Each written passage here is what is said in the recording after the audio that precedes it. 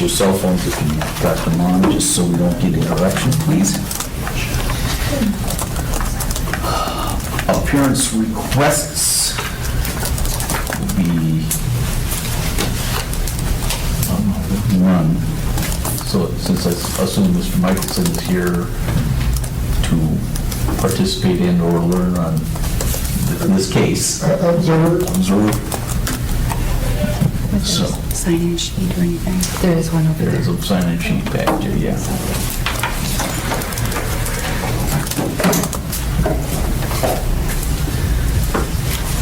So, new business is the appeal for full permit for Colony Builder.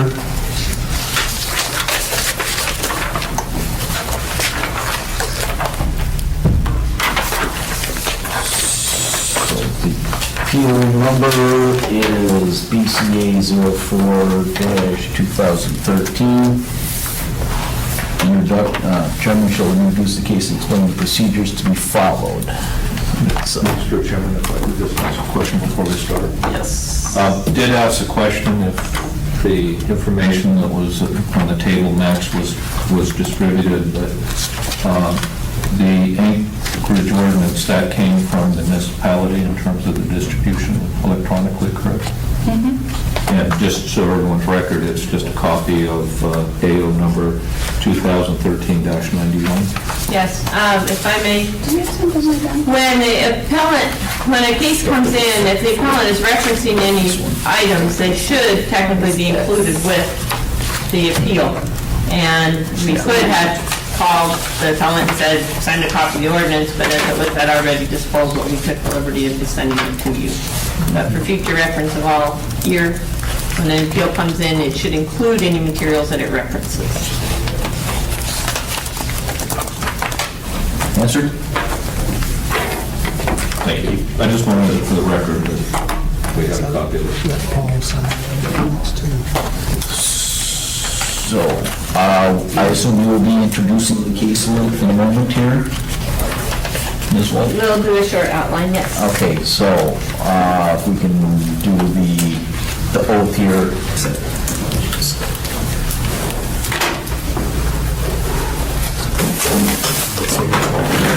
Keep going. Do you affirm under penalty of perjury that the testimony you're about to give in this matter before us is the truth? I do. Yes, I do. I'll speak.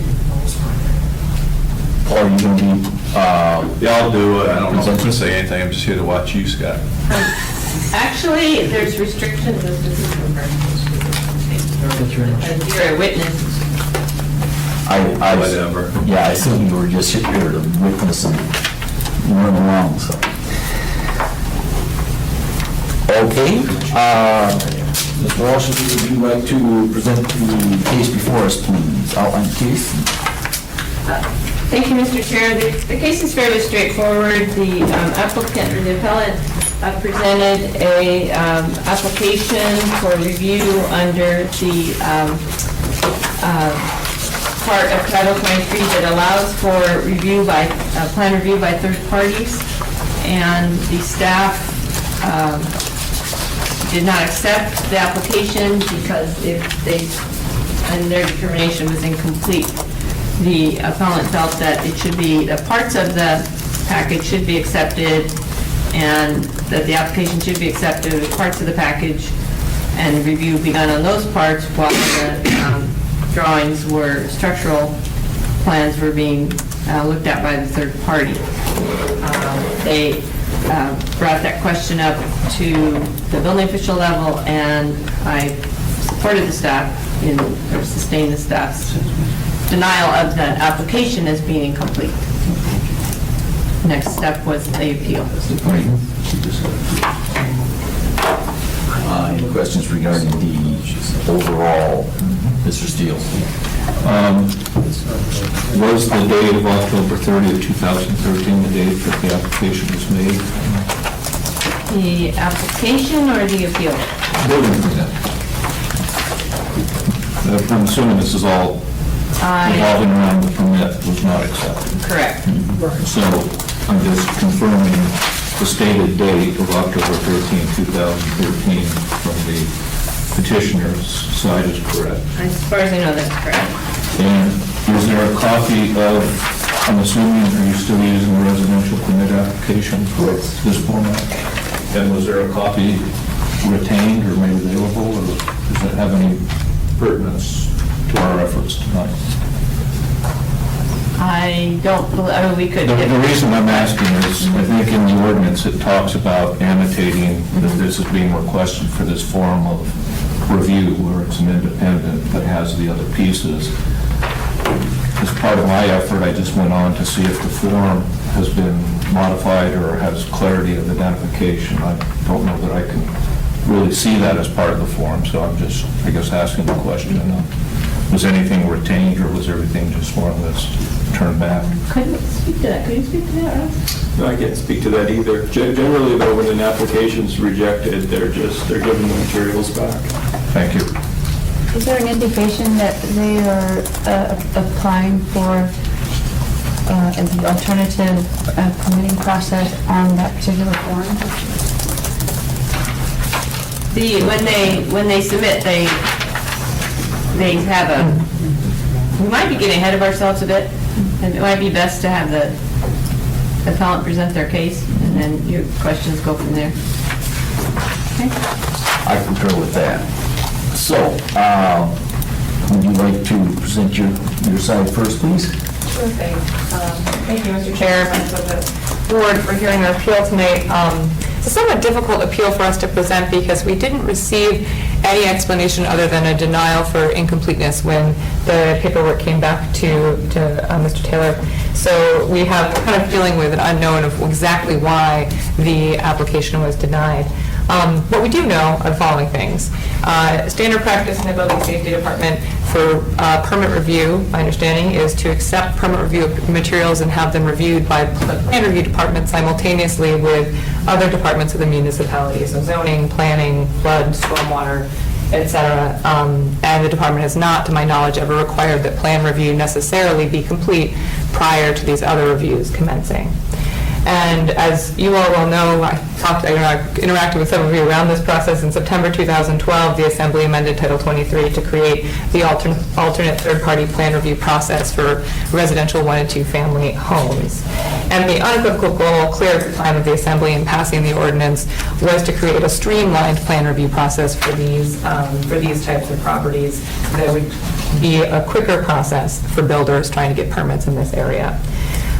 In the fall of 2012, my understanding from, I believe both Bill and Paul maybe were present at this public meeting, when the building official confirmed that permits submitted pursuant to the new ordinance would have the same process as permits submitted pursuant to the standard process. So plan review could be ongoing by this independent third-party professional while the review by other departments was being completed. It was not necessary, my understanding was that it was confirmed at the time, it was not going to be necessary to have that outside plan review be finished, signed off on, completed before the materials went to other departments. Those things could happen at the same time. And that makes sense if you're thinking about timing perspective. This ordinance was designed to save time. It will actually not save time if you have to get your plan review done before you can even submit it for review by the other departments.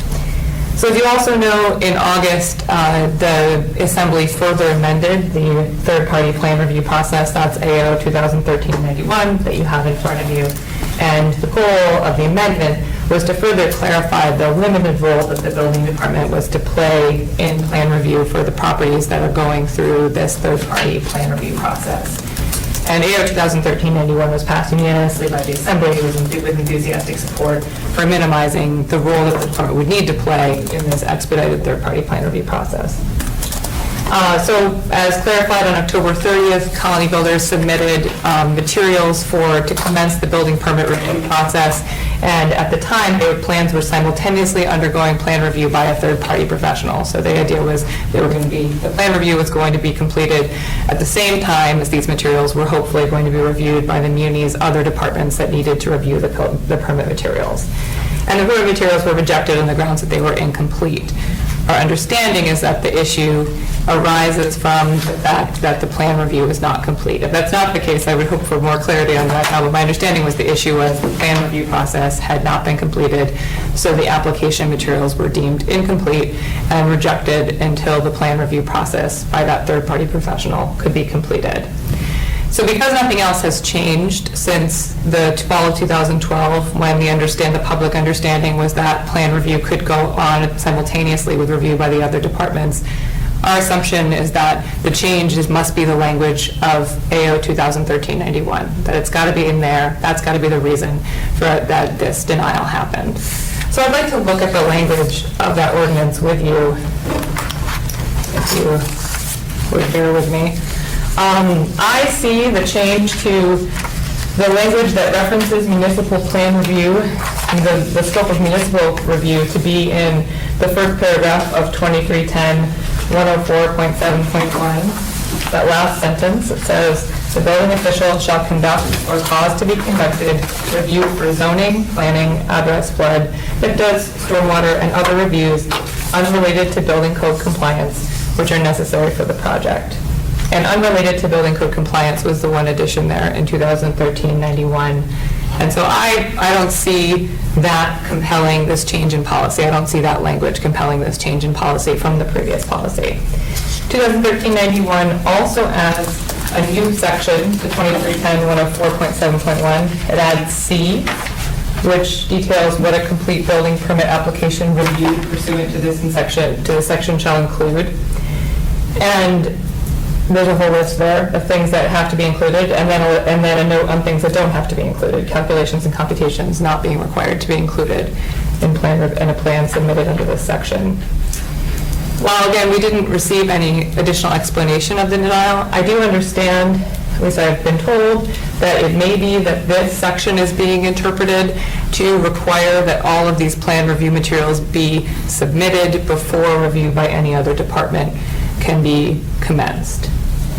And so a few issues with that interpretation. First and foremost, I just don't see it squarely in that language.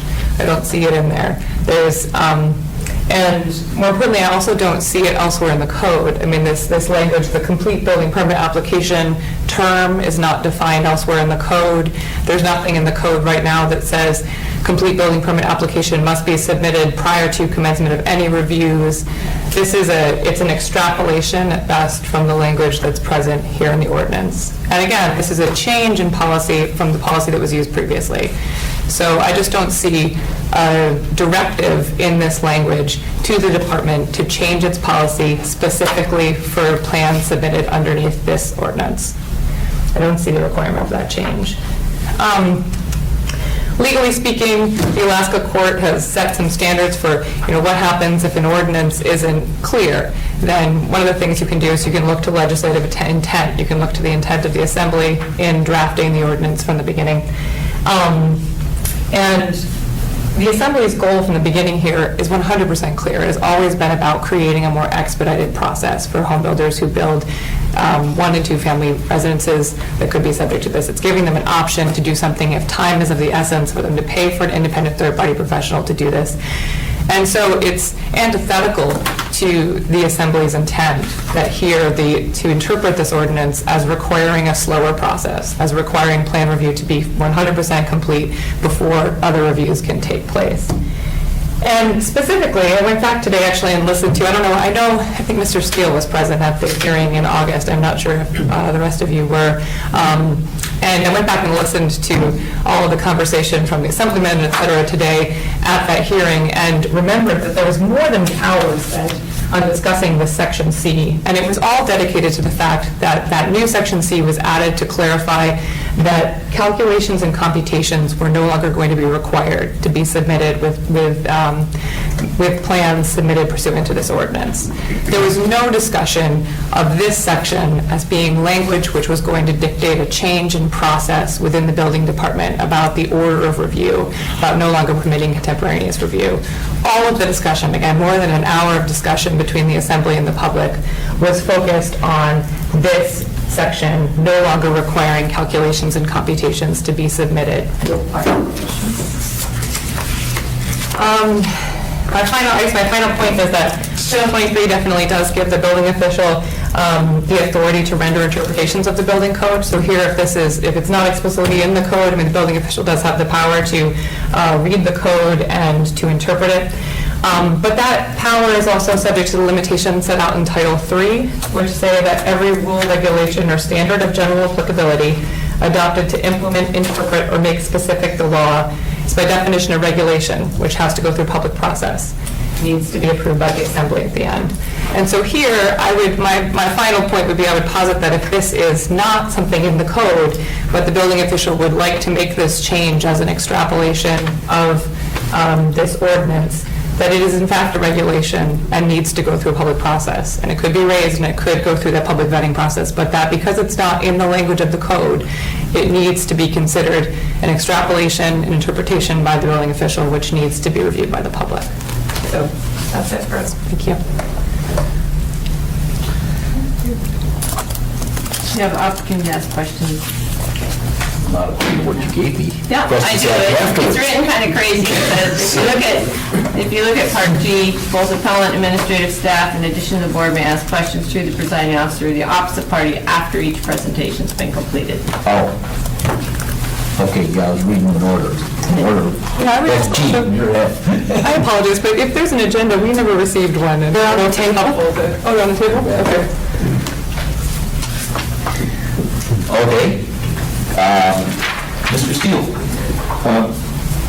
Just a question in terms of how one views language, and I guess if I could understand how you view the intent and the language of C3 and 4 as specific items, and item 6, if it happens to be in hazard zone, I believe it's 5 or more. I mean, those seem to, from my reading, indicate that those the complete building permit application includes these materials.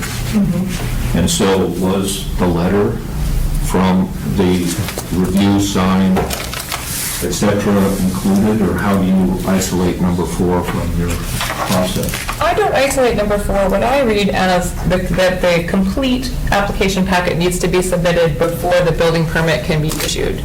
But I don't read that the review can't begin until then. And that's where I looked elsewhere in the code to see if there was something in the code that said 100% of all materials required for issuance of the permit must be submitted before any review can commence. And I didn't see that in the code anywhere. So, if I might, you're going back to intent of public hearings and reference to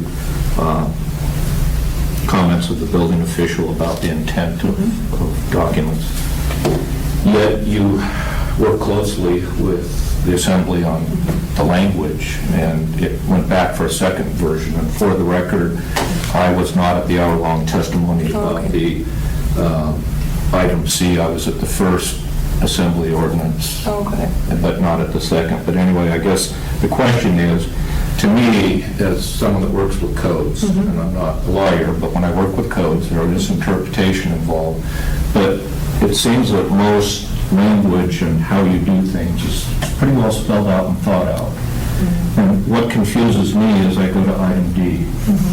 And item D, immediately following C, if I might read, the building official will confirm the application includes the materials required by 2310-104-71C, and the application shall be accepted, and the building official shall issue permit, provided that the permit application demonstrates the plans and specifications for residential, single-family, and/or two-family dwellings, and I note the tense here, have been reviewed by independent reviewing professionals. So to me, I have to say, whoever crafted this language wanted it to say have, past tense, which refers that these will have been completed in part of the submittal. So I guess the opportunity on how you see that differently. I think that, I mean, there's sort of two parts of the question. I think that the intent, my understanding of the intent from when the language was drafted, that was not the intent in drafting it. But that, I think, is neither here nor there, because I'm not a legislative party that was part of the process. My question for you would be that that language was included in the original draft. That was included. That's the original language of the original ordinance, not the revised language. And that was interpreted, that was interpreted initially, after this was passed, by the building official to permit the original process to continue, that you could submit the plan review materials, and they would be undergoing plan review at the same time as the other review would be going on. Does that make sense? I'm kind of talking around in circles. This language is from the original 2012 ordinance. After that was passed, it was confirmed that under the ordinance, it would still be permitted to do the same old process, to have the plan review ongoing at the same time as the other reviews. So the new language is just includes the materials required by.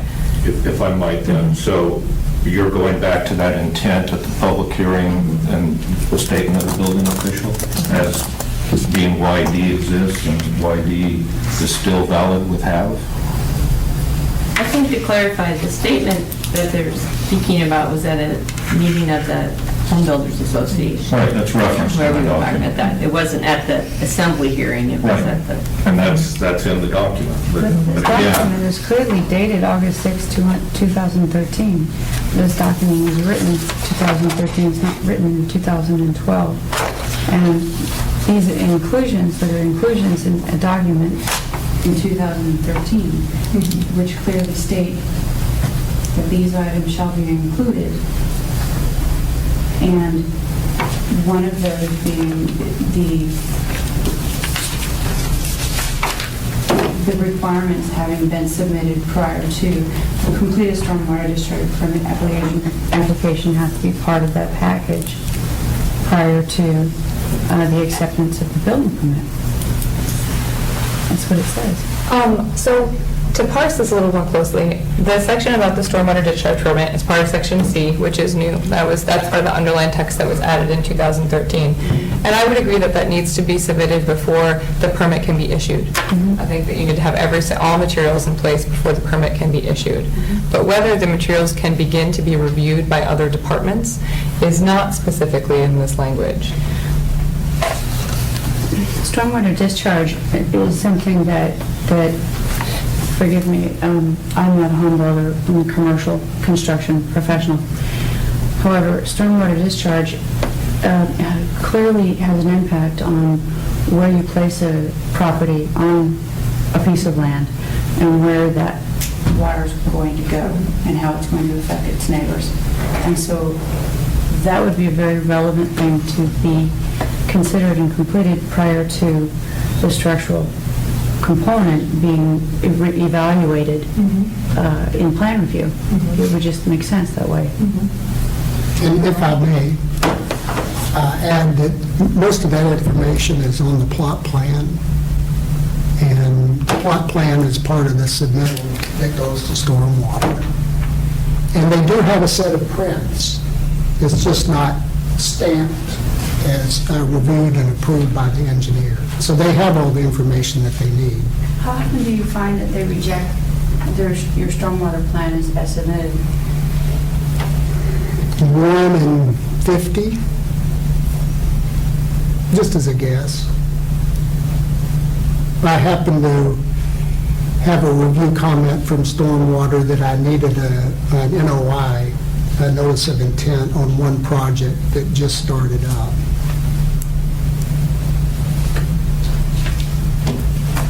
The other question I had, are we in that section now? Well, I don't know. we haven't gotten the staff presentation, so we're going to I always get out of order, I apologize. have more opportunity, but Okay. maybe one extraneous question here. Is your understanding and interpretation would be then that construction could occur in some forms other than a permit prior to any of this process? The construction could occur prior to... I mean, we're talking here, I noticed on the form, it's saying that you're installing water and sewer line connecting. So I assume that's out in the right-of-way, Part of it is. part of it, and so you have a right-of-way permit. I mean, I'm, again, commercial side, but on commercials, we have permits that have all these aspects and pieces, and usually if we try to accelerate portions of it, we have to have enough information in the hands of the reviewers. It's their understanding that the balance of the project is going to work isolated from the piece they're reviewing. So I'm just wondering, right now, you seem to be at a point where you have no permit. You have no permit, but if you're trying to accelerate the project somewhat, you can get a water and sewer connect permit that allows you to stub water and sewer into the property. So that's as far as you go? That's as far as you could go. And you don't see you would have a right to do any of the other work? No. Thank you. I mean, you could push it if you're clearing and grubbing, and that's generally accepted, but nothing structural. You can't pour a footing. You can't get the right-of-way permit until you have the construction permit. You can get a right-of-way permit if you need one. It's called a driveway permit if you're in that zoning. Thank you. Any other questions before we move to staff presentation? Ms. Walsh? Okay. I have just discovered a typo in my materials. I'm going to correct it right quick. Bill, please. It's minus 10 points.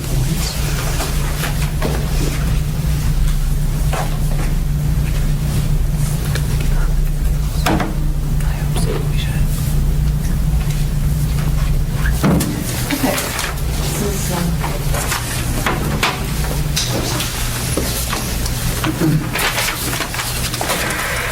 So the appellant contends that the building official has made a determination that the code does not permit zoning, planning, address, flood, neptis, stormwater, other reviews to occur until plan review is complete. That's from their appeal. And this is not correct. The building official has repeatedly and routinely allowed such reviews to occur simultaneously once a complete application has been accepted and entered into the system.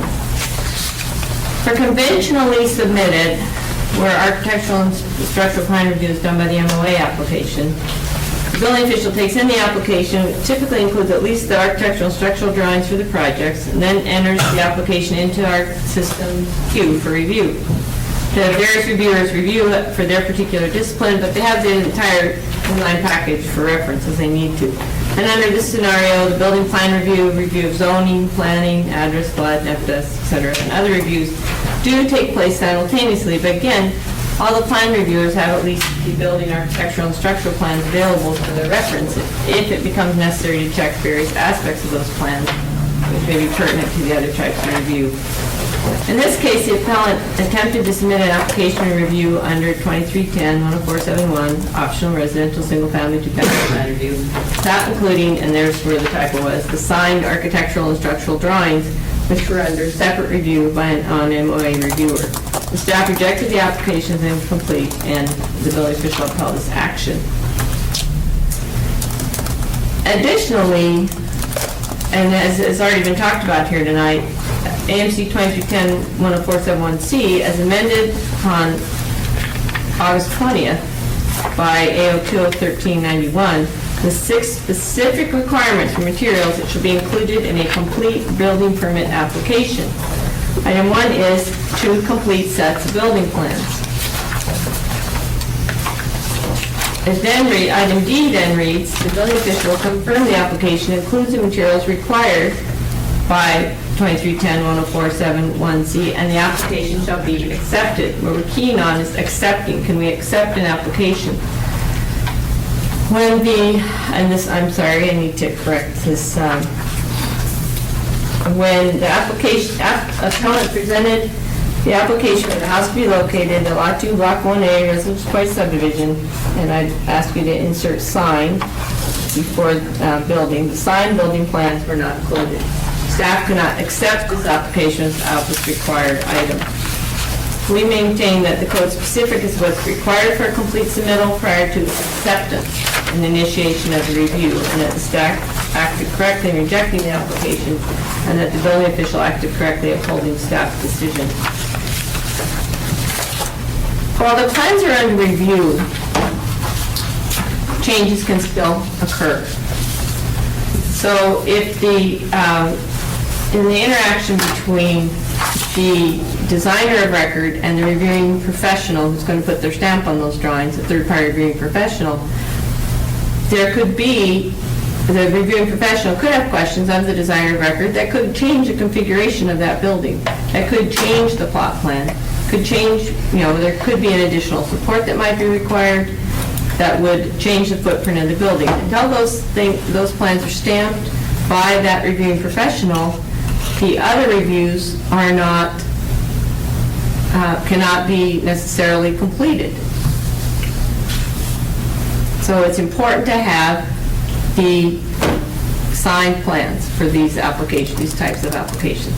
That's a determination that we've made. Part 2310 104.8 states that construction documents, statement of special inspections, and of course other data will be in accordance with the policies prescribed by the building official, which does give us the latitude to require that the third-party review plan be stamped, which is what's required by the original ordinance. That's the instructions we've given the staff, and they acted properly in rejecting this application without the stamped plan. As also, as a follow-up, I also understand that the signed letter of review and release of liability information was not included with that application. And I have an email here from the technician that states that, which I can give you for the record.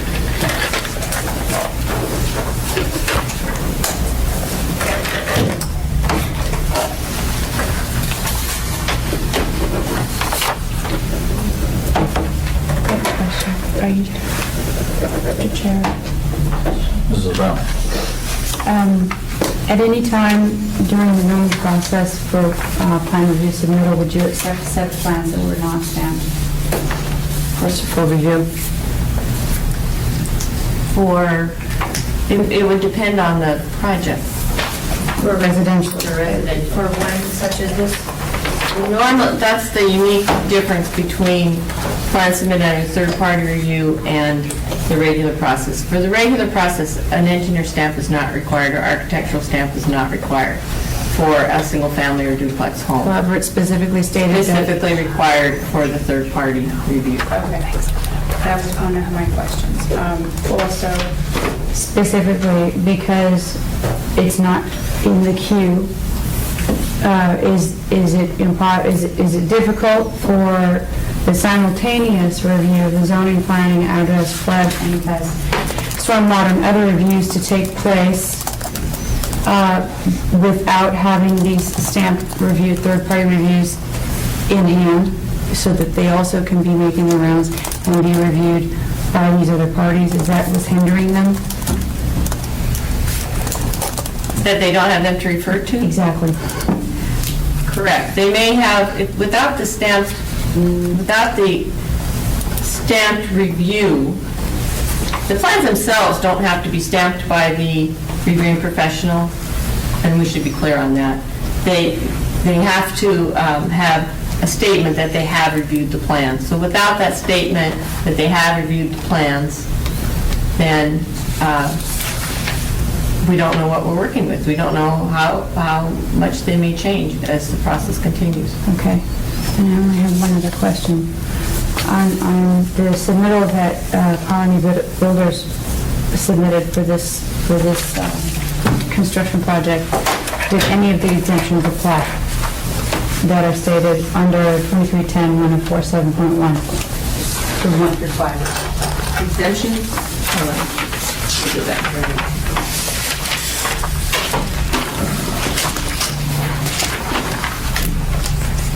Could you restate exemptions? There's an exemption here. It says, complete and meeting the requirements of acceptance of plan review and building code compliance responsibilities by the applicant's independent review professional. And all permit fees have been paid. The building official shall issue a permit to the owner, contractor, or authorization. The exceptions, the building official may require permittee to obtain a certificate of occupancy for a previous permit with an expired conditional certificate of occupancy prior to... I'm sorry, Okay. I think everybody's off because I think you miscited the code. I did? Yeah, we're under 104.12.5. Is what you're reading from That's that. the reading. Sorry, we were back a few pages.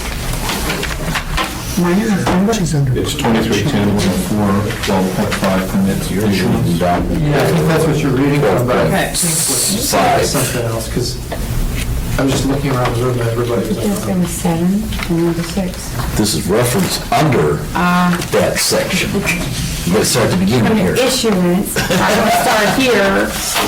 Okay, Okay. so could you restate your I question? can. All right, so starting above, 2310-104, 12.5, permit issuance.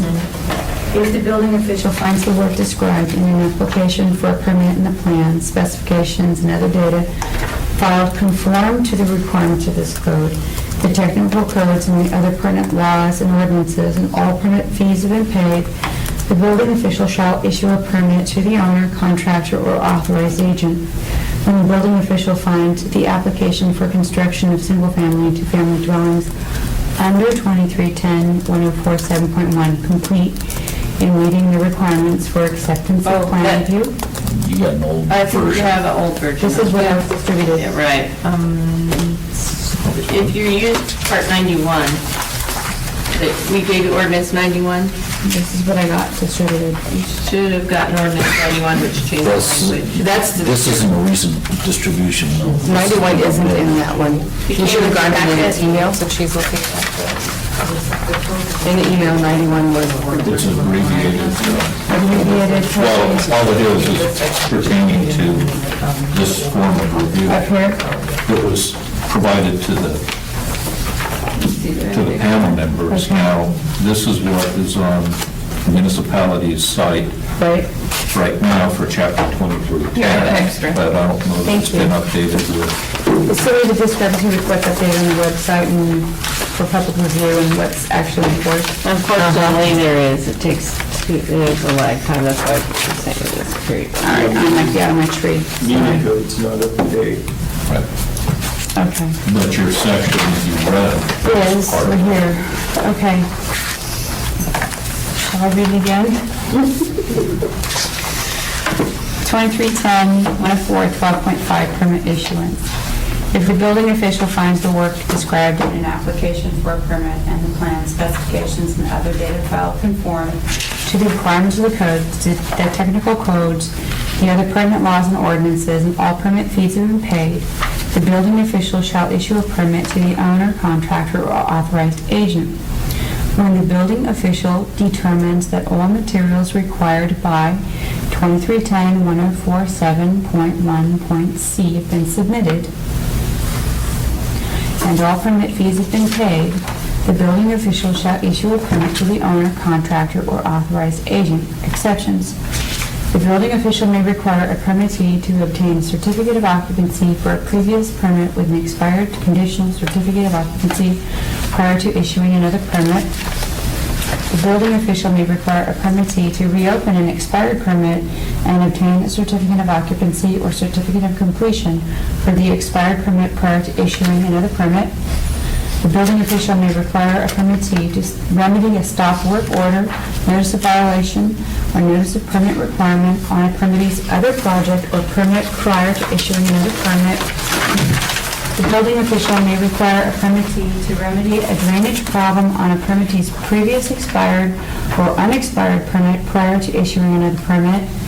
The building official may require a permittee to remedy water accumulation in a crawl space of a previous permit prior to issuing another permit. So my question is, do any of these conditions exist that would be an exception to permit issuance in this case? Not that I know of. We have, let's say that we did not research to see if Colony Builders has any other expired permits. We didn't have any that would bring it to the front. For short answer is no.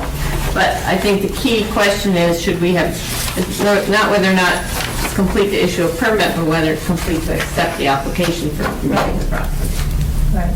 I think my question is because clearly a lot of these have to do with water discharge and drainage, and if these have been handled properly in the past. I think that, in my opinion, shows a track record of responsibility.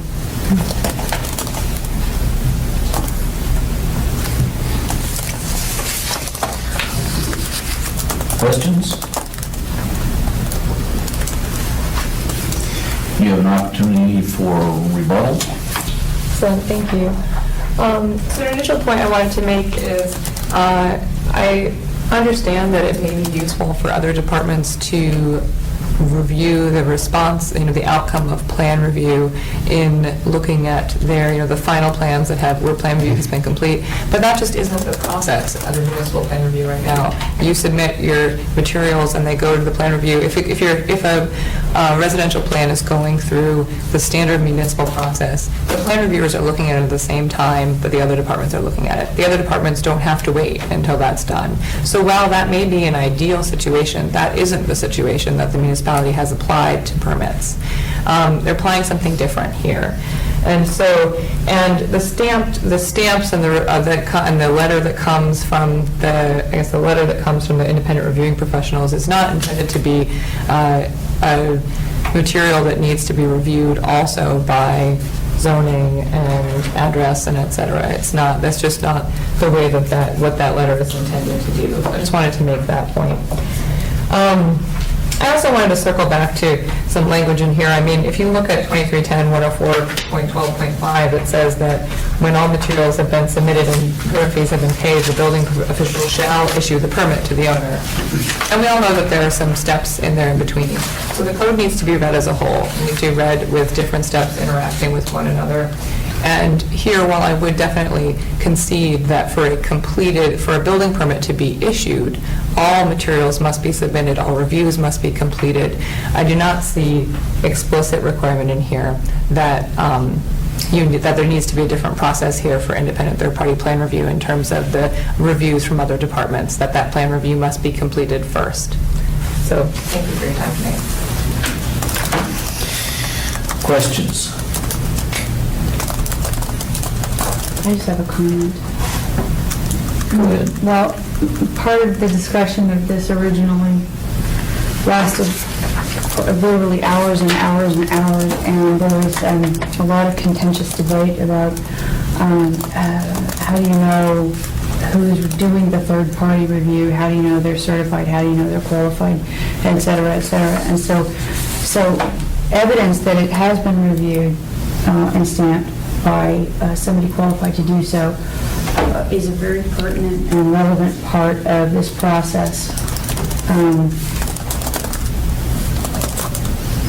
I remember it being very distinctly discussed, and it was very important to people that qualified individuals were reviewing and stamping them rather than the city doing the plan review. So I think that there's merit in the city requiring that those stamps be in place. Mr. Steele? I may have missed the opportunity and certainly rule if I'm out of order with having another question. But I was wondering if Mr. Severin would comment on the intent in a legal perspective of D and how it relates to item C in the case before us. The intent of the language of it, or the intent of the Well, let's say draft? the legal interpretation of the language, tense of verbs, et cetera, in D and D1 in particular in light of the position taken of the appellant. I think that we have to read it, for one thing, I mean, as plainly as possible, the statute, the ordinance for what it says, and only at that point, if there's ambiguity, would we look at the intent of the drafters. I think that that's a pretty important, from my standpoint. You don't, you read it on its face, only if there's ambiguity do you look at the intent. You don't take the intent and the reading simultaneously to form your view of it. You read it on its face, which says to me, will confirm that the application includes the materials required by C above. And I don't know, I hadn't quite thought so much about the have been and have been, or have been as opposed to will be. I hadn't read that. I agree with your interpretation of it. I was more still back just on the first couple lines of D where it says includes the materials required by, and then the application shall be accepted. So that refers you up to C, which gives you an enumerated list, which includes 2 sets of building plans. I mean, D says, once everything in C is there, you shall accept. And C then tells you what basically means is complete. So, and that would require 1 through 6 to be present. I don't see it as being all that ambiguous, so that's how I read it. The D refers you to C, and C tells you that 1 through 6 are a prerequisite to acceptance. Thank you. And one question of the appellant. Is the property located in a zone where item 6 is in play? No. Thank you. I have a question. Was a release of liability submitted? No.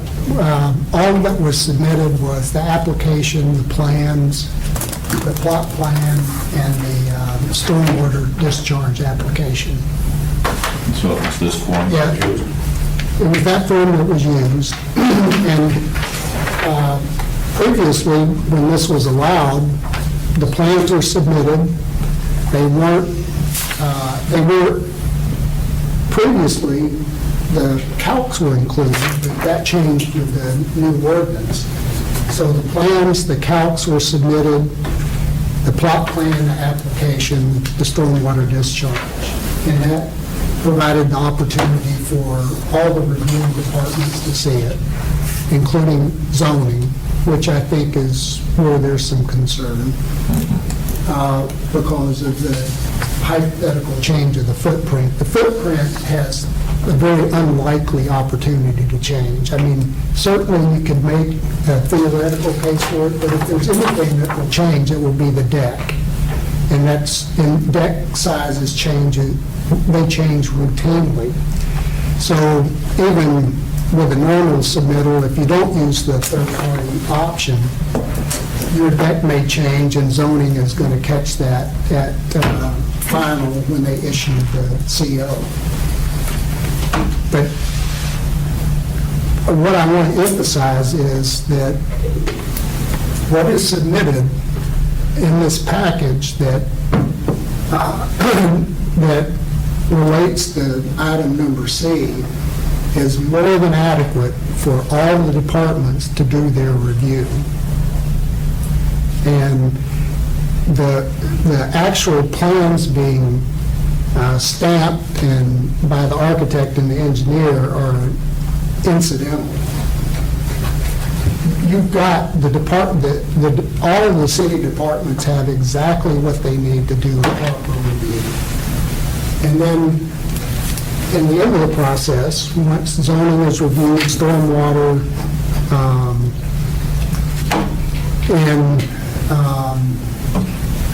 the other review, then you can bring your prints in with the engineer and architect's approval on it.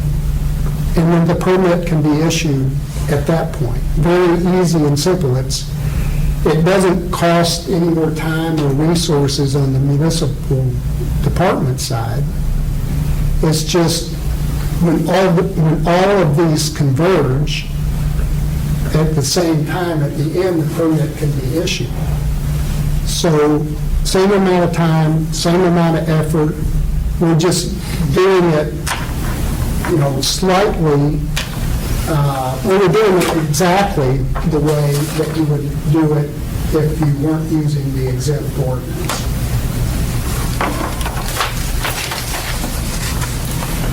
Can I get that copy of the permit?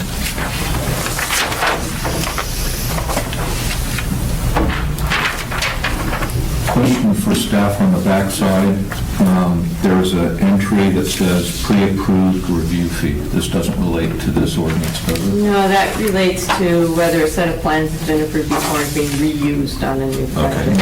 Thank And you. to clarify, after the passage of the first ordinance, which, did change day-to-day operations, we issued a policy, AG 38, to assist both the construction industry and the staff is, okay, here's what we do. We have a new animal to work with, here's how to work with it. So that was issued as a guideline, and that's what staff and industry is used to put their packages together. Got a few questions here. You had mentioned that your concern is that there would be a change in the documents that would be significant, that would preclude the ability to review for zoning, planning, address, flood, NPDIS, stormwater, or other items. Correct? Correct. I'm having trouble with a footing that would hinder one of those. Well, for example, if the deck does change, it could go into setback, and that's a problem, and has to be dealt with.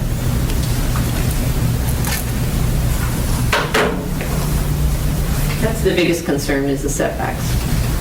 That a building doesn't change or grow, or somehow protrude into the setbacks, so that zoning has to tell them, no, we can't do that. Now, when in the case where we're reviewing the drawings in-house, the reviewers can talk to the plan reviewer and say, what's going on with this? Do you see any issues with this building? Or if there isn't, or if a plan reviewer does determine an issue, they can alert the other reviewers and say, well, hold the phone, there's a significant concern here.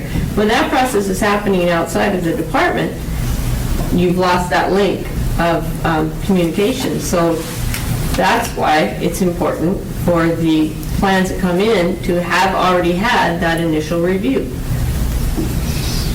and approval by the outside party.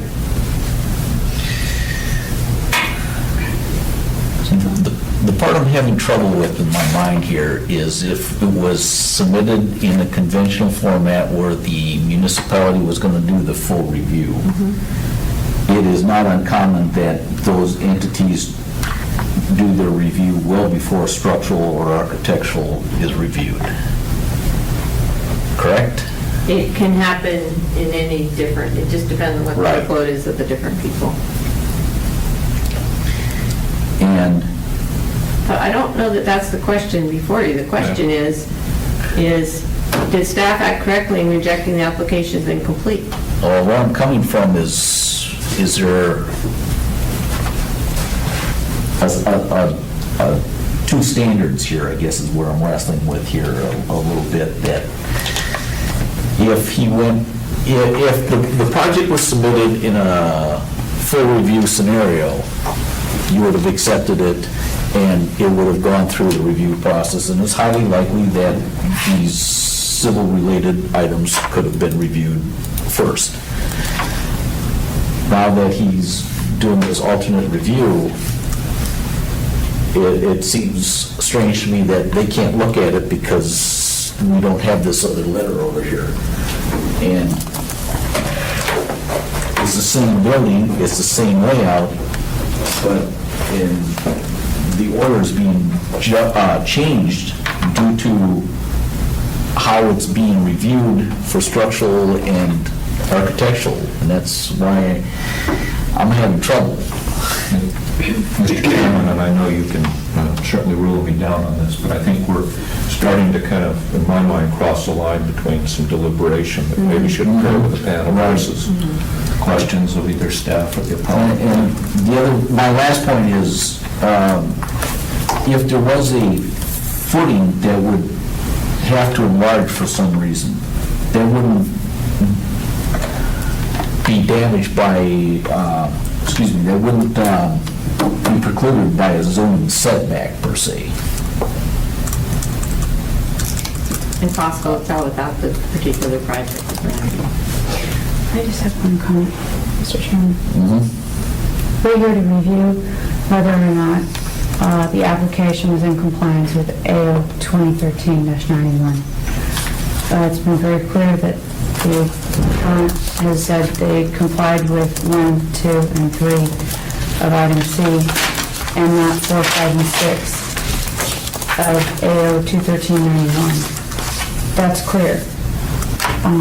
If it's up to the board to then start making determinations about how to alter or create leniency or change this in any way, then we're doing the job the Assembly set out for us not to do. We're here to review whether this application meets what the Assembly passed, and is what the Assembly passed. That's what we're here to do. Am I correct? Again, if I might, and the chair may want to weigh in, but I think we're again in this territory of being more deliberative than in question mode. And I think if we want to, if we're ready to step into that mode, maybe we should. Any other questions for staff or the appellant? Mr. Chair, can I just say something before you deliberate? I was told, I'm just asking you a question, not on the record. Well, on the record.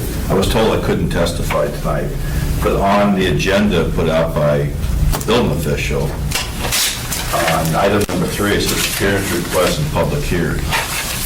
It clearly states it on item number 3, and this agenda is for number 3. We've already acted on number 3. Well, I was told I couldn't talk. I believe you were out of the room. We're on item number 4, are we not? Okay. I knew you'd stop me, Mr. Steele. I just had to do that for the record. Pardon? I knew you'd stop me, I just had to do that for the record. And I apologize, we should have our agendas should be supplemented by the procedures in AMCR 2310-016, order of business regarding appeals. We have those for your reference, which is probably, it would be helpful to all if we, in future, remind everyone of the order of business with the packet. We'll do that. I apologize, but I believe Mr. Michelson was out of the room when there was the request for whether anyone had an appearance request. He was getting dinner for the group. And so it may not be my role to ask, but if, because he missed that about getting dinner for the group, I wonder if he might be given the responsibility I'd like to make a motion. And that move that we adjust the order of business, so we deal with item 4, and following it, we reintroduce appearance requests and give Mr. Michelson the opportunity to speak. Second. But, Mr. Chairman, I guess If number 3 is not tied to number 4, Mr. Chairman, and I think we're dealing with number 4, the opportunity for Mr. Michelson to speak to issues or whatever was on his mind is what I'm offering with the change to the agenda.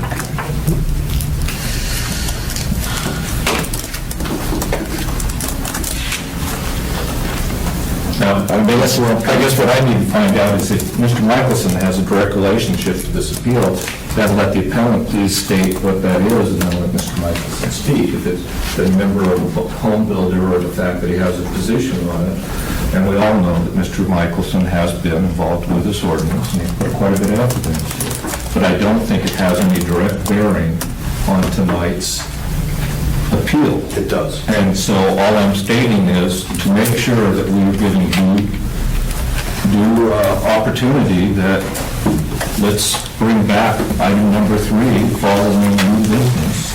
And Do you want to speak to? Yes, I do. I want to speak. Did you want to speak to the legislative intent, or what was your concept of your? If I may, let me back up just a moment for clarification, since we do have people that are more adapted or more apt with Robert's rules than I am, that this is not a public hearing at this particular point. We're talking about an appeal of a specific building case here. And I may be wrong in this, clarify it, but that is the job and responsibility of the appellant and the staff, and not of public to interject on that. Is that? That's my understanding. If I can direct you to 2310-013 scope of review in the MCR, you have it. 013? I'm sorry, I'm in the wrong place. Oh, yes, no, I'm in the right place. Scope of review. Yep. The board shall conduct public hearing on any provisions in the adopted building codes In cases involving a request for interpretation of any provision of the building codes or an appeal from the decision of the administrative official alleging error in enforcement or interpretation of the building codes, which is what we're here tonight for, the board shall hold a formal hearing at which time the appellant and/or his representatives and any supporting witnesses may present testimony relevant to the appeal. So the question is whether or not Mr. Michelson is a witness for the appellant and introduced as such. Does that sound right, Sam? Okay. If I might be permitted to offer him as a witness as a residential home builder who's gone through the process and has extensive experience with pulling residential permits, both in the traditional and now in the third-party plan review process, I would do so and allow him to speak to that issue with the permission of the board and chair. As far as I understand, the bid meets the criteria. Sure, concur? Sure. Okay. Were you in during the swearing in? I said yes, just I for thought you did. the grins and giggles, that's when I was stopped. So I'd like to ask Mr. Michael just to speak to how the process usually occurs when he submits residential permits for the standard plan review and the difference between what's going on here. Mr. Chairman, thank you, Mrs. Steele, for giving me the opportunity to do this, and Ms. O'Donnell. My name is Paul Michelson, last name's Michelson. Currently just been elected as the new president of the Anchorage Home Builders Association, served many years on the building board. You three gentlemen have 3 members. I think the point that is being made is that the building official has the right to not issue the building permit, actual issuance of the building permit, until all documentation is complete. As we hand in a normal, if you want to call it, for the sake of this hearing, we'll call normal is through the municipality of Anchorage building permit process. You hand in a set of documentation, you hand in 2 sets of prints, 2 plot plans, and you do all your neptis and your blah-da-da. And then it's all gone through standard plan review. Many times, the standard plan review takes approximately, on a good day, let's say 5 to 10 days. But usually on the 3rd day, you have your zoning comments back. You usually have an approved plot plan way before structural is ever completed. Again, we have changed decks. We have changed, sometimes foundations have to change, sometimes you have to shrink the foundation, enlarge the foundation. And this is all done during the process while still on the other side that your driveway permits have been approved, your addressing's been approved, your plot plan and zoning's been approved, usually neptis has been approved, your stormwater, all that is clarified and complete, and then you usually iron out the discussion about the plans. Under this policy, under the new policy with the ordinance, as I stated before, a partial permit, partial documentation should be allowed. We were told at a meeting at BP back in, I'm guessing on that, it was spring or fall of 2012. The question was directed to Ms. Walsh. Can we begin the process at building safety of plan review for plot plans, driveways, neptis, and so on? And the question was yes, and it was actually re-asked to make sure that everybody understood the clarification of it. That's why most of the builders in this community, they understood that and went along, as Mr. Taylor has submitted this permit before you tonight. It's no different. It should not be handled any different. I think Mr. Steele made the comment, or I'm sorry, Mr. Boney did, that it sounds like it's being singled out and there's 2 sets of standards. There's a standard for normal building safety plan review, and there's a standard for private plan review. And they actually should all be worked together, and they should be considered one. Mr. Steele. Mr. Chairman, Mr. Michelson, Yes. you submitted a project under the design professional and responsible charge privilege. I was, Have you submitted? no. Thank you. And I guess the question is, and this would be a question for the municipality side, can one view the language, and this is trying to get my hands around this categorization of 2 distinct ways, It seems that we had a process which required the full project to be reviewed. That hasn't changed. It can all be done in that manner. That's choice one. And choice two is this design professional and responsible charge. Is it valid that ordinance law could be written that says you have choice A, you have choice B, but if you choose to do B, you have to go through another set of standards than you would with A? Is that appropriate and legalese, I guess?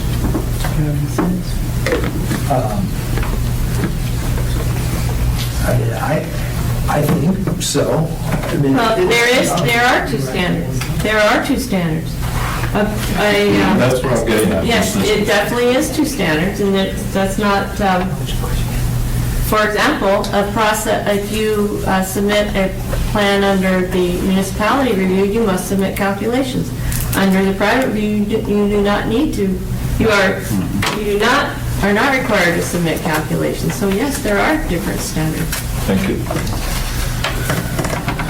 Ms. Walsh, are you familiar with any response to Mr. Taylor's questions here that were asked of staff regarding acceptance of or rejection of his application? If I may read to you from an email chain, a second to get the rest of it together here. Okay, and well, this is back to Tana for the record. The chain starts on Wednesday, October 30th. It's from Bill Taylor to Tony Bartner, the permit tech. Hi, Tony, be sure and pass it up the line that I need in writing the rejection of your acceptance of my submittal for contemporaneous review of my plans. An email will suffice. Mr. Bartner forwarded that to me. Sharon, please read below. Bill Taylor's exempt submittal was incomplete. Thanks. I responded to Mr. Bartner. Thanks for letting me know. 1, what was missing? 2, whom is Mr. Taylor looking for a response from me or Gretchen? Let's coordinate tomorrow. The next day, from Gretchen asking Tony, what happened? Tony responded to both me and Gretchen. Sharon, the exempt information was missing. Mr. Taylor wanted to submit a set of plans without the engineer or architect stamp. Also, he did not have the signed letter of review and release of liability information. 2, Sharon, Mr. Taylor's looking for a response from you. 3, he wanted to submit the plans and have the zoning, flood, and stormwater review completed before he submitted the exempt information. He was allowed to do this in the past. So, I'll give that to Tana for the record. That was not complete in what I got distributed. That's correct. I brought that with me tonight for my reference, so. And that was never received by Mr. Taylor. None of that was received by Mr. Taylor. What we submitted is all that Mr. Taylor received. Correct. So, and as you've seen in the appellant's package, they had made a request for a written response and did not receive a response from us, and that is true. And just as an explanation, because the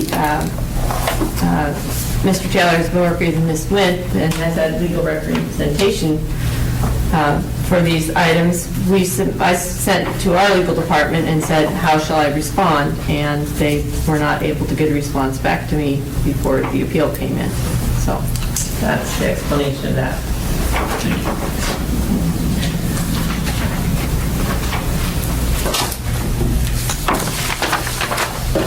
So, got it. Other questions? Mr. Steele? No questions, sir. Mr. Stretchy? No, I was about to make a motion. I'm yawning, sorry. Okay, we'll close that and move forward. Mr. Chairman, if I may, just before you move, Mr. Steele, if you could clarify with Ms. Walsh, whether there were any issues with the prior permits that were submitted without requiring what you're calling a complete set of documents. Were there any problems with those permits? And the reason I asked the question is because I had 4 or 5 permits that were submitted, exactly what I'm appealing for that went through all the reviews without incident, without problems, and all the way from the original submittal through the final certificate of occupancy. And what I'm suggesting is that this works. You don't have to have the engineer's or architect's certification for it to go through proper review. And I think that what we're ending up doing here is reading section C out of context, because the whole purpose of that was that language was inserted because we were basically removing the calculations from the submittal process. So I don't think there's anything in that, what we're calling complete building permit application, that refers to the fact that you cannot review the plans through all the departments successfully without incident, because it happens with a regular permit on a routine basis.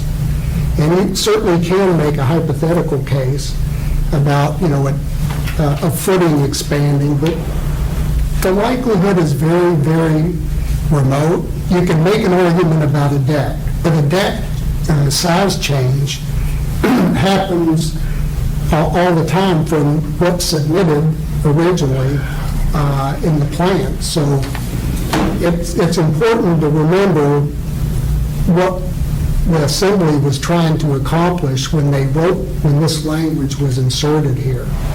It wasn't to stall out the process and make it more difficult and make it lengthier. This was to facilitate the process, not to hinder the process. Have you got your review done? Yes. So you have the architect or this third party has reviewed it.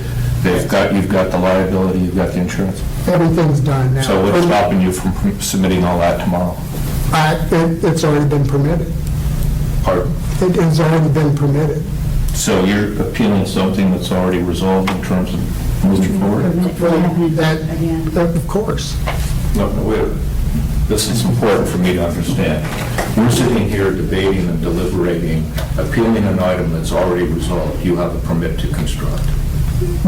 No, I think if you read the appeal, it's also to resolve the other issue of the precedent. I had to have something to appeal. And the department denied my request, and I appealed the request. I'm sorry can I get legal to comment on it? We're sitting here discussing appeal to a permit that's already in place. Yeah, I've wondered all along. I just assumed that for some reason I was making the assumption that we were all supposed to be here and that it wasn't moved, but I wonder the same thing.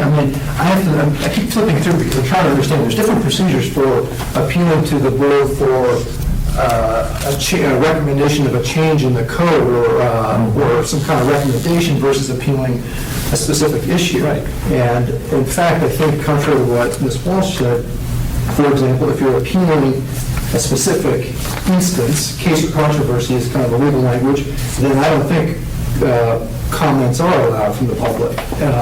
But if we were asking you to make a recommendation, please interpret the code this way and suggest it, then I think it's a whole different process, really. I'm not sure if the ins and outs of them, it's not something I study often. I could figure it out, but I wonder the same thing. I've been wondering it all along. But at this point, I'm kind of all bets off on terms of making motions and acting, and in my mind, it's like, why? I would suggest you talk to the Assembly, and I suggest the staff and the municipality talk to the Assembly, and they work out the kinks in this language. I think that's another option, definitely, for a longer-term question about how the language be interpreted. What we're appealing right now is the interpretations of the grounds for denial, because the injury is still there. He had to go back. The permit wasn't accepted at the time. Mr. Taylor had to wait to have that completed. So we're looking at, Are you looking at damages? We're not looking at damages, but we're looking at a legal decision that we're appealing the correctness of. It's a case-by-case decision, so you're expecting to take a specific because it becomes some form of rule of law, or what? I mean, it's, if we act on this, it's for that which you already have a permit. So if you're not seeking damages, and if you aren't without a permit, what does it become the precedence for in the future? Well, I mean, if we wanted to pursue this in the legal grounds in court, you have to exhaust your administrative remedies first. So any kind of question about the legality okay, but the question is about the legality of the decision, whether it was a correct decision on the language of the code. So why do you bring the board into that, which is a decision between you and... Because that's the remedy, that's what the code says. If we disagree with what the building official says, we come to the three-member building panel. I'm sorry, but I think that is related to if you're still trying to resolve the fact you don't have a permit. The fact that you got... No, we come to the board for any disagreement, any dissatisfaction with the decision of the building official can be appealed to, it's not limited to a case in which the situation is later resolved through other means, or to a situation in which the issue is mitigated through other avenues. It's any decision of the building official that it...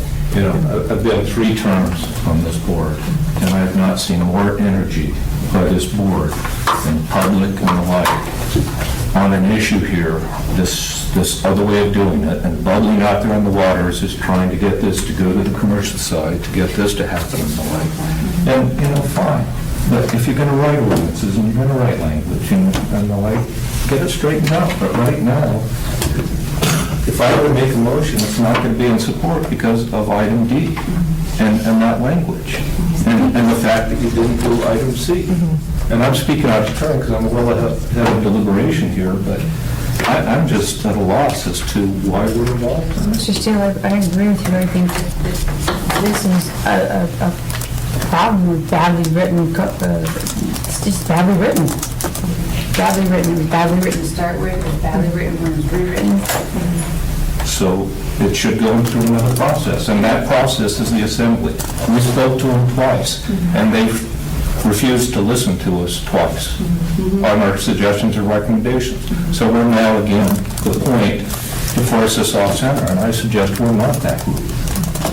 Mr. Steele, respectfully, I agree that it's your prerogative at this point to determine that the building official's interpretation was correct, but I do believe that the code does permit an applicant for a building permit who disagrees with the determination of the building official to appeal that determination to the building board. And it is the prerogative of the building board appeal panel to determine whether or not that is correct or not under the code. So I think there are 2 different issues, and I defer clearly to the panel, despite my own, to determine within the scope of your authority. I'd like to make a motion. Mr. Steele, I move to deny the application for building permit BCA 04213. I would second. Second.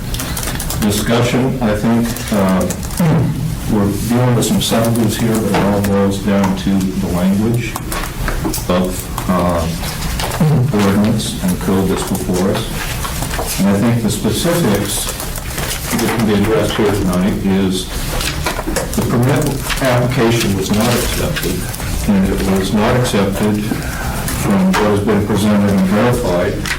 Items C4 and 5 were lacking with the permit application, and item D specifically addresses that the requirement for the application is that those items were included.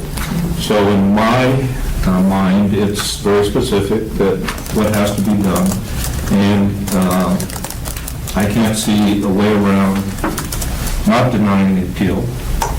I think it was discussed that as we move forward with a form of review and permitting, whether it be residential or commercial, and we choose to structure it to streamline it, that a set of rules for that streamlined process are established. And what has been traded is the municipality doing the complete review in the exchange for having a third party with proper credentials and the like doing the same.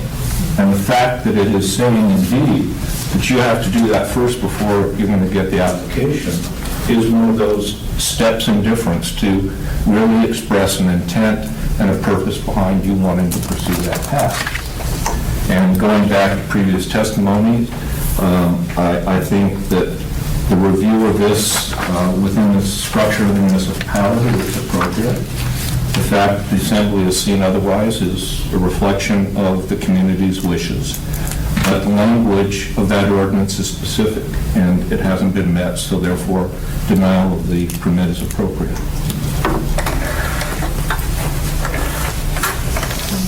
Point of clarification, you mean denial of the appeal, not the permit itself. Pardon?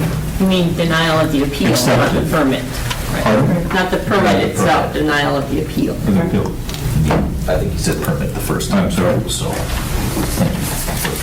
The permit's already been granted. right. It's been issued. Colleen? I agree with him. I think it's badly written, and I think that it should be taken up with the assembly.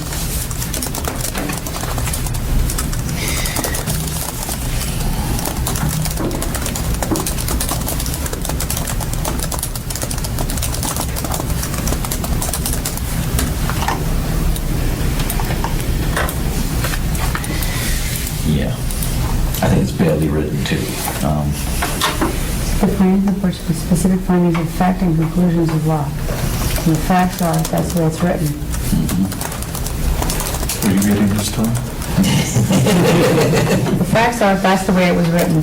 And the facts are, it was not submitted as it was written. And that's the only way it can be decided, because it was badly written. Or written in such a way that precluded colony builders from submitting it the way they wanted to submit it, which might be perfectly appropriate. It says, have been reviewed by an independent reviewing professional. And as I understand it, this board really doesn't have the authority to change law, i.e. the Anchorage ordinance. So, Boy, but if we could. It's an aside.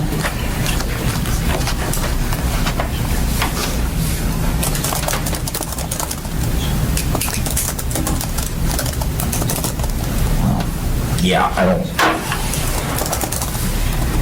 agree it's poorly written. I don't like it, but that's not my point. So. Call for vote. It's clear what the vote is for, please. So the motion is to deny the appeal as submitted of case number BCA-04-2013. Is that correct? Correct. I move to deny the appeal. It's been moved and seconded. So we're calling for vote. Vote yes. Yes would be to deny the appeal. I vote yes. Okay, vote yes. Are you going to do it by roll call or by voice? My voice is fine, so. So yes would be to deny? Yes would be to deny the way that you made the motion. Right.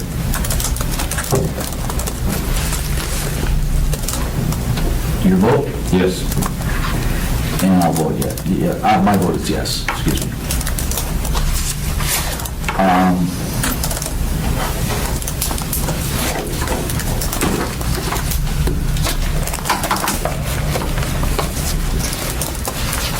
So we need findings of facts and conclusion of law.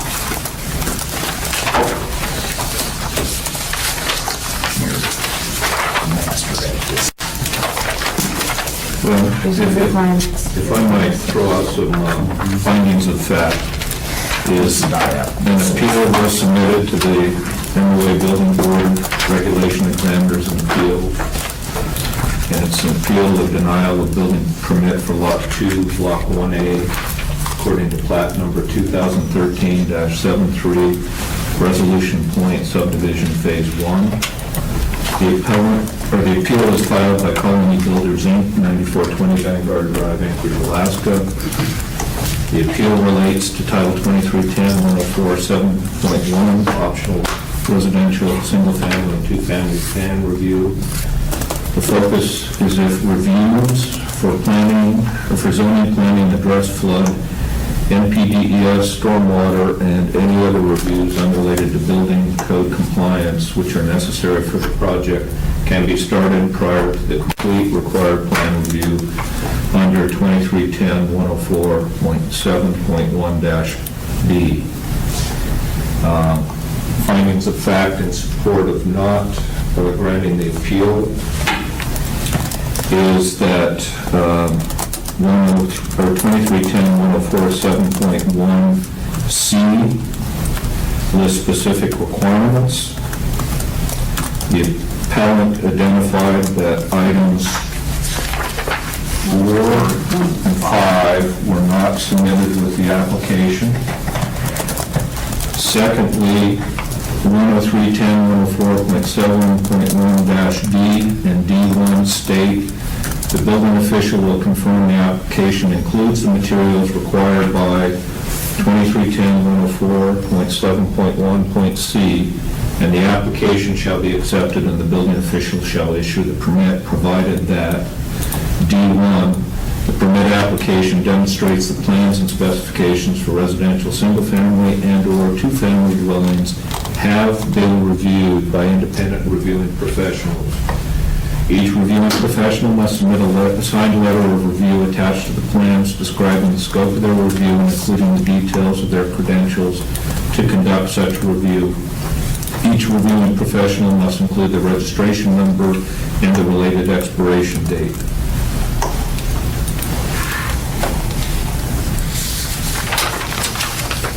So with that, those findings, it's just that the steps as stated in ordinance have not been met with the application.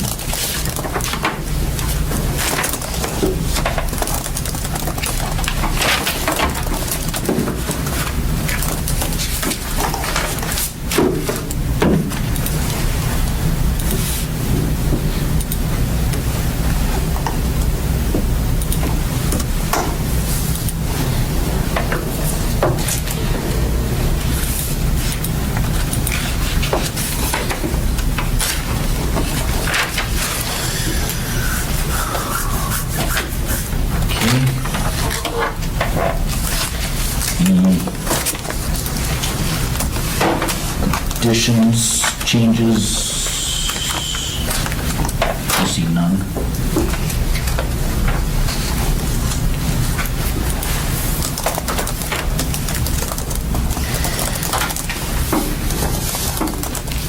So we have the findings of the board. The appellant has the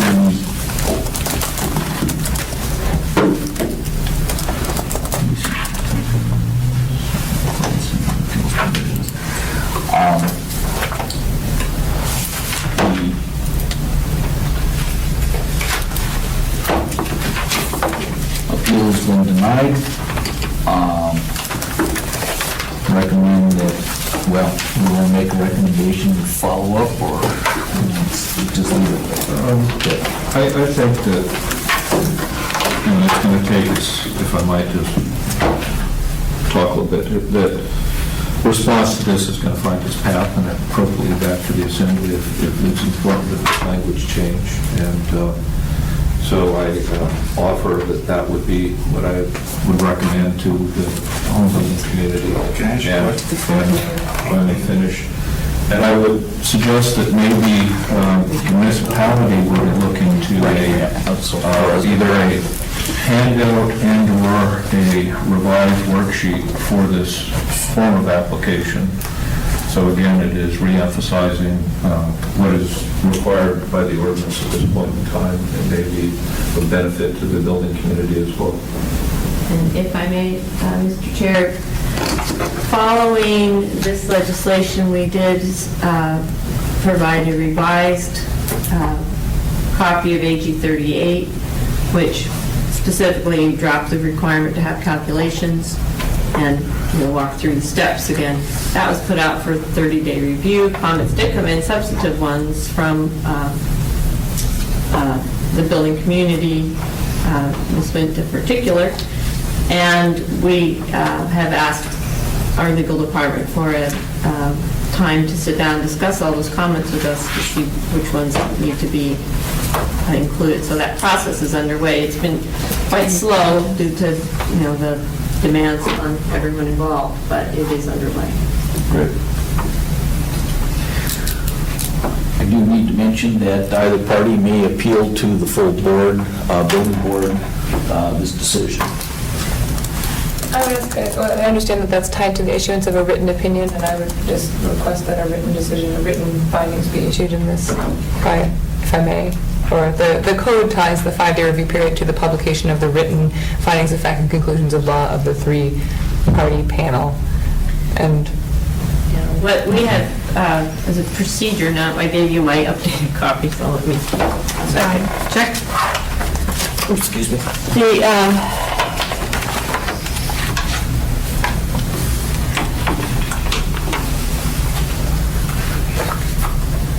Is the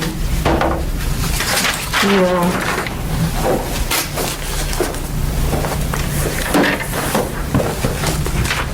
The way he just read it. Right. It's in 2310-103 for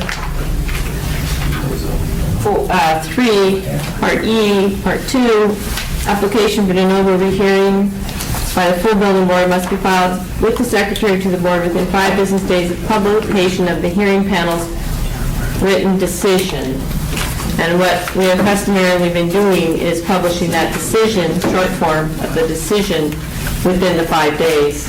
Within 5 business days of publication of the hearing panel's written decision. So to expedite matters for people, the practice since this ordinance was put into place has been to issue a short memo from the building official to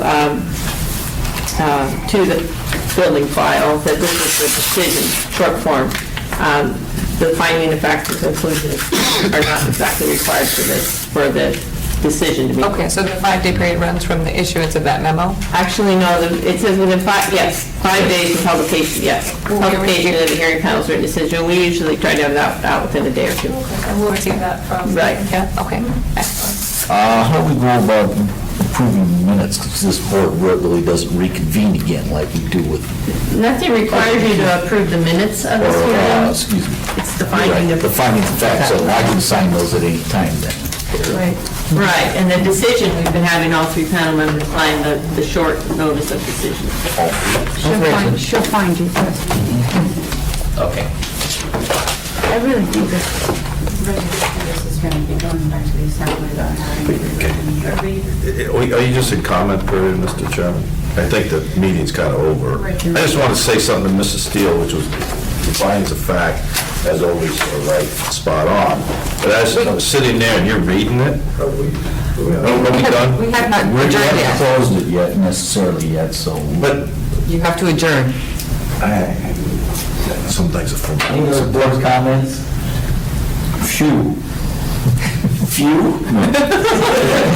Request for accurate spelling.